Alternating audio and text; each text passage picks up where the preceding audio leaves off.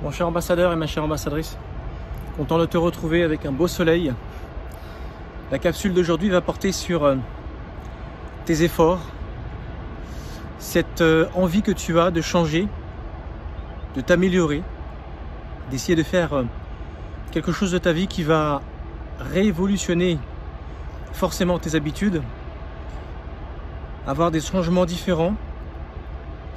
Voilà, tout simplement, tu as envie de t'améliorer, de changer, d'évoluer, de ne plus être la même personne, d'avoir des résultats que tu n'as jamais eus dans ta vie. Et tu le sais, si jamais tu veux avoir des résultats que tu n'as jamais eus, tu es obligé de faire des choses que tu n'as jamais faites. Et en fait, cette capsule, elle est là justement pour te mettre en garde dans ce quoi tu vas te trouver quand tu commenceras à opérer ces changements. Peu importe si jamais tu décides de prendre un coach, un mentor, de lire un livre de développement personnel, de rentrer dans un accompagnement, un coaching premium ou pas, ou que tu fasses une demande auprès de mon équipe GHH, Growth Hacking Health, pour justement avoir ce type d'aide, pour que tu puisses être suivi au peigne fin, travailler sur ton data psycho-émotionnel, t'apporter des conseils qui ont un rapport avec ta personnalité, tes objectifs, ta résistance, tes freins, tes traumatismes, pour être sûr que tu deviendras la meilleure version de toi-même et donc du coup aspirer au bonheur.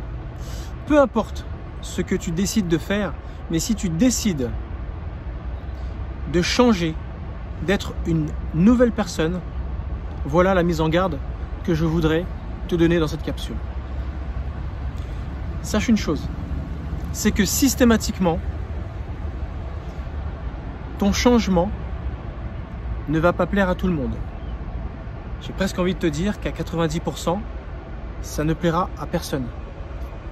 Et quand tu sauras qui ça gênera, quelque part, ça pourra te chagriner. Si jamais tu décides de changer, sache une chose, c'est que les membres de ta famille ne vont pas forcément se réjouir. J'ai presque envie de te dire que ce sera les premiers membres qui vont s'opposer à toi en te disant mais non, c'est pas sérieux, enfin quand même, c'est pas comme ça qu'on t'a éduqué. Quoi, tu veux faire ça? Mais n'importe quoi, ça n'a pas d'avenir ce truc. Puis ça va durer combien de temps pour que tu puisses avoir une rentrée d'argent et vivre sereinement, comme si le but dans la vie, c'était notre pouvoir d'achat, c'était de montrer à tout le monde et à la terre entière et surtout à nos parents, eh bien, qu'il fallait avoir un salaire conséquent, un niveau de vie conséquent, avoir une belle voiture, un appartement et une maison, de préférence être propriétaire, avoir le bon mari ou la bonne femme, fonder une famille et le vécu heureux. Et tu vois, est-ce que c'est ça? Est-ce que c'est comme ça que toi tu vois les choses? Eh bien, pourtant, aux yeux de ta famille, c'est souvent l'éducation et l'exemple qui nous ont laissé en nous éduquant. Mais ça ne sera pas les seuls. Il va y avoir également ton cercle d'amis proches. Même quelquefois, ton meilleur pote, ta meilleure pote. Quand tu vas lui dire, bah voilà, je décide de faire ça. Hein? Parce qu'elle va avoir l'impression, cette personne, que tu vas l'abandonner. Que tu ne seras plus à ses côtés. Que vous ne pourrez plus, toi et lui, toi ou elle, eh bien, vous faire ces petits délires où vous étiez bien contents d'évoluer ensemble, mais en évoluant dans un monde où il n'y a pas vraiment d'évolution l'un pour l'autre. On est simplement là à se morfondre sur son sort et on se suffit à ce qu'on est, à ce qu'on fait. Sitôt que tu commences à avoir une différence avec eux, dans tes objectifs, dans ta façon de penser, dans ta façon de faire, ils ont l'impression que tu les mets à part. Comme si c'était pas pour eux, parce que tu décides quelque chose pour toi-même.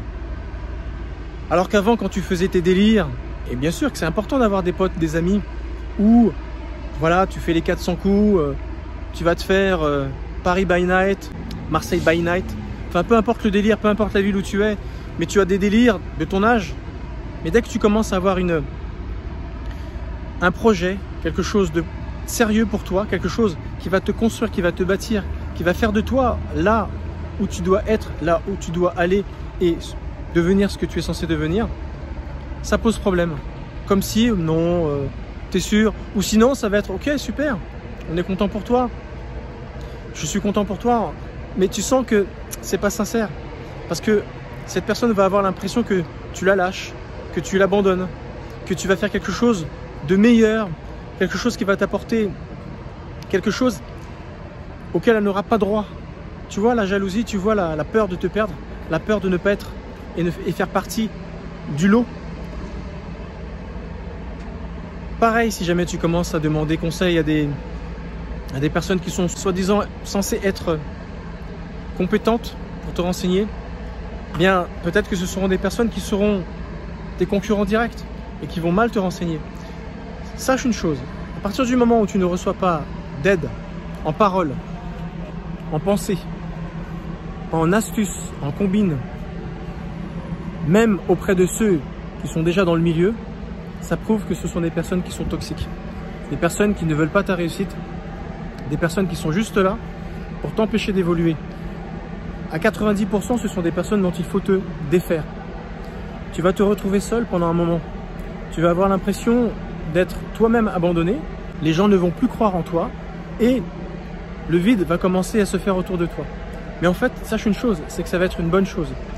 Tu vas devoir commencer à travailler et faire les choses seul et avoir confiance qu'en toi-même.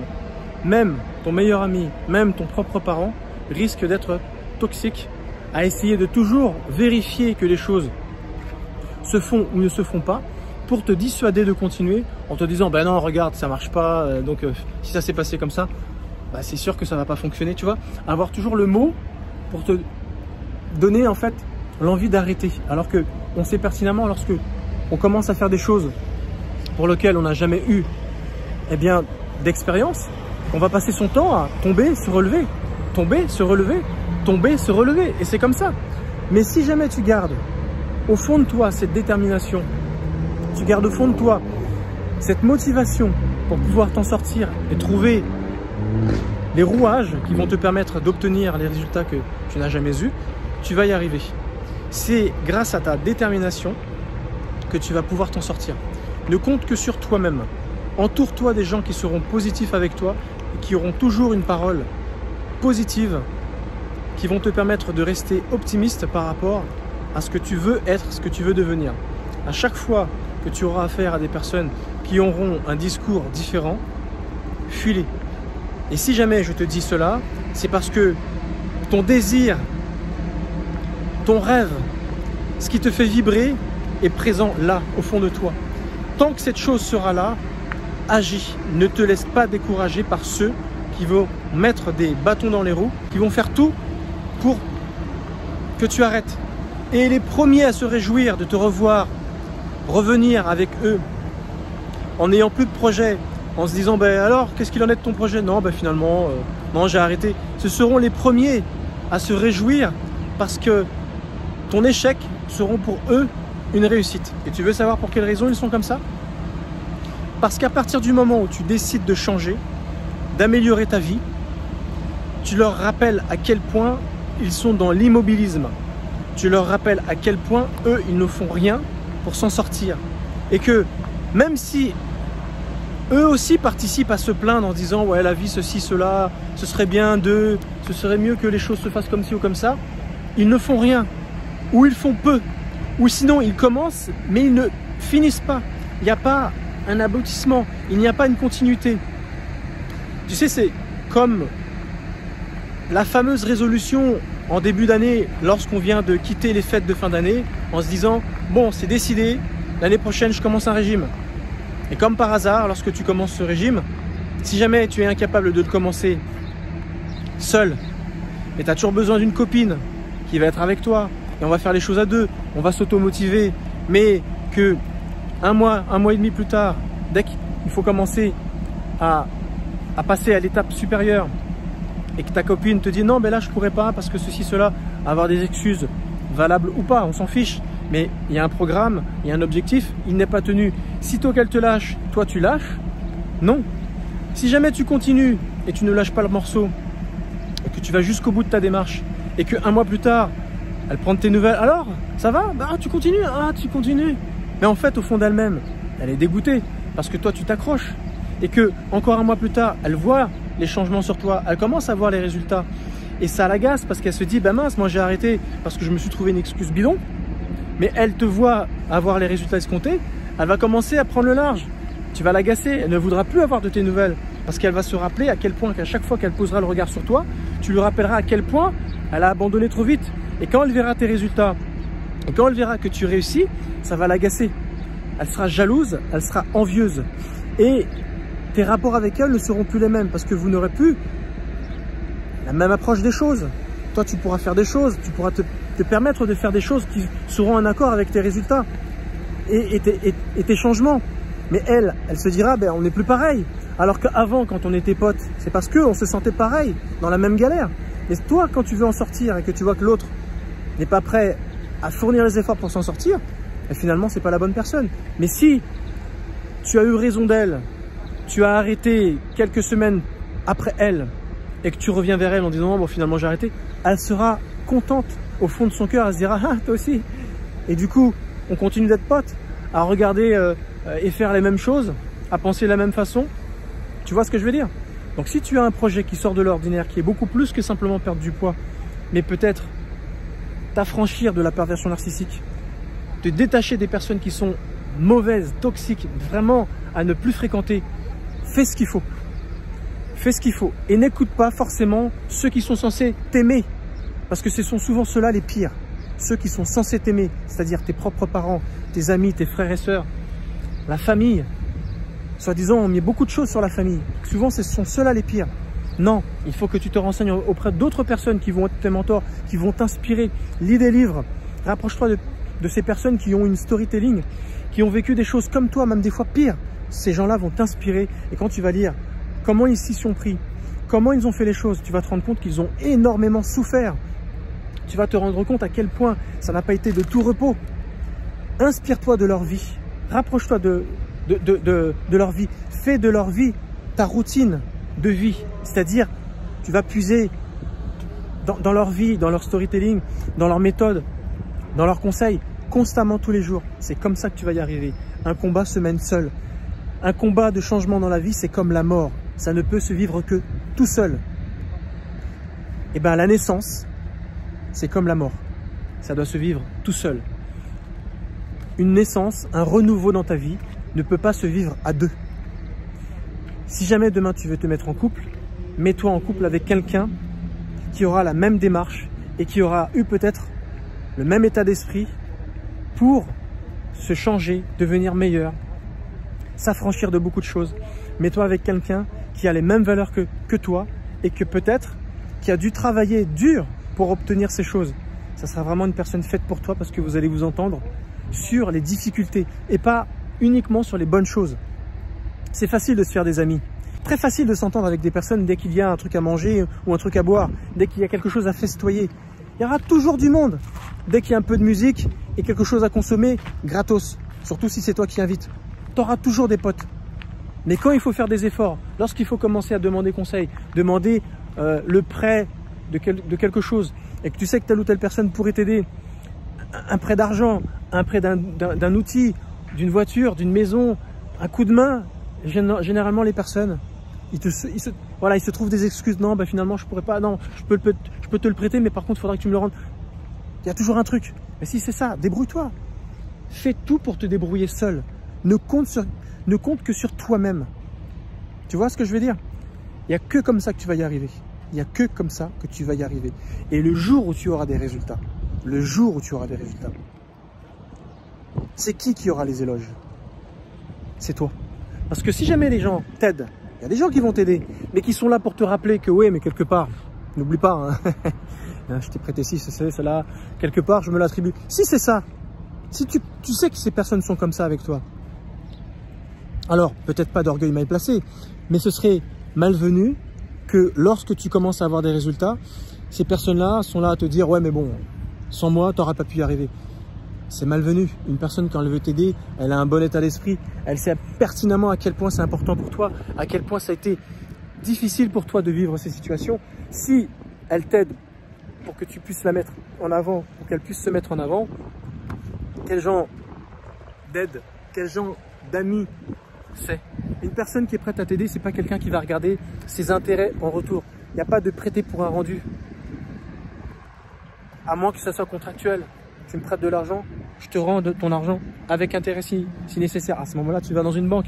Si c'est quelqu'un qui t'aime et qui est prêt à te faire un prêt parce que à 0%, parce que tu es un ami ou parce que tu es une personne de confiance et parce que tes qualités humaines font que toi, oui, l'autre, non. Mais toi, oui, parce que toi, je sais que tu es clair, tu es carré. Et quand j'ai eu besoin d'aide, tu as été là pour moi et tu m'as jamais rien demandé en retour.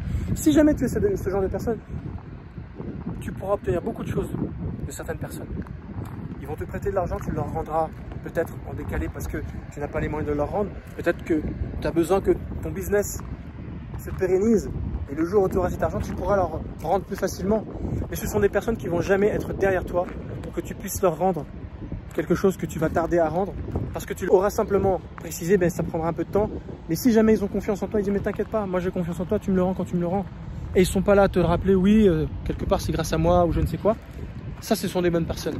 À moins que ça soit pas possible, ben, à ce moment-là, tu ne demandes pas aux gens. Parce que souvent, les gens sont prêts à t'aider, à te prêter, mais avec une condition d'avoir un droit de regard sur ce que tu fais et à être là à te dissuader ou à te stopper dans ton élan. Tu vois, fais très attention avec qui tu fais affaire. Fais très attention avec qui tu demandes de l'aide. La plupart du temps, il vaut mieux t'entourer de personnes que tu ne connais pas à la base. Et tu sais que ça va être des gens, comme ils n'auront rien à gagner, comme tu ne seras pas leur concurrent, ils vont t'aider tout simplement. Et souvent, la meilleure aide, c'est quand elle est humaine. Les gens sont prêts à donner des fois des choses, tu te demandes, waouh, les gens sont prêts à t'aider d'une façon, mais c'est de l'amour, c'est vraiment un acte de bonté. Les gens sont vraiment bienveillants. Il y en a très peu sur cette terre. Mais je peux t'assurer, quand tu es patient et quand tu parles peu de ton projet, tu gardes ton truc à toi, tu n'en parles pas trop autour de toi, tu trouveras les bonnes personnes. Eux sauront te dire quoi faire et comment le faire. Voilà le conseil que je voulais te donner si jamais demain tu veux changer. Fais attention à qui tu parles, fais attention auprès de qui tu t'entoures, parce que souvent, elle est là, la clé de départ. Si jamais tu t'es mal entouré, bah, tu démarres mal. Et après, pour rattraper le coche, c'est compliqué. Merci de m'avoir écouté. Dis-moi ce que tu en penses en commentaire. Si jamais tu as une expérience dans ce domaine, n'hésite pas. Moi, de mon côté, ça a été parce que j'ai quand même un mental d'acier. J'avais déjà le mindset qu'il fallait. J'ai réussi à faire un prêt très conséquent pour pouvoir rentrer dans un coaching. Un coaching qui a coûté 4 chiffres après le tout premier.